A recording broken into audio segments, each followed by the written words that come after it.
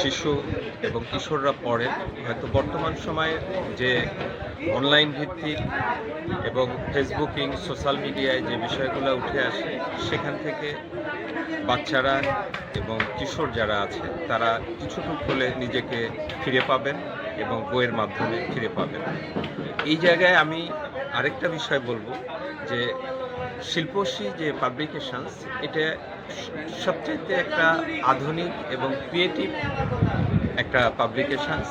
এখানে যে সালাম খোকন আছে, তিনি চিন্তা করেন সবসময় যে বইগুলা সুন্দর এবং আধুনিক বাচ্চাদের উপযোগী করা, যেটাকে আমরা জিএনজি বলি।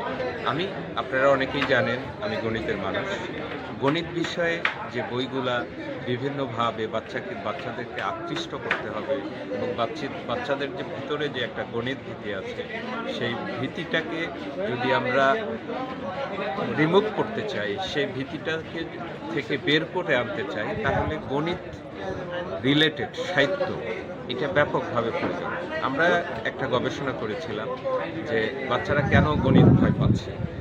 গণিতের যে সাহিত্যমুখী গণিত রিলেটেড যে বিভিন্ন গল্প, বিভিন্ন বাস্তবতার আলোকে, বিভিন্ন বিষয়ের আলোকে যখন তাদের সাথে কথা বলা হয়, তখন কিন্তু দেখা যায় যে গণিতের কোনো বই তারা পড়ে নাই, সরাসরি পাঠ্য বই তারা পড়ছে। এবং এই ক্ষেত্রে আপনারা অনেকেও জানেন যে গণিত ভয়টা রুট লেভেল থেকে টপ লেভেল পর্যন্ত আছে।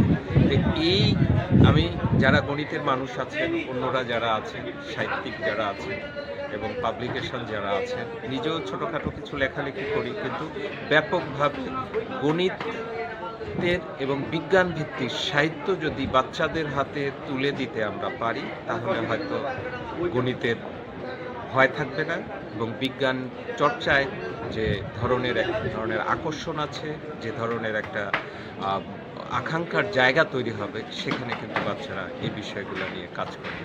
আশা করি আপনারা সবাই ভালো থাকবেন, সুস্থ থাকবেন।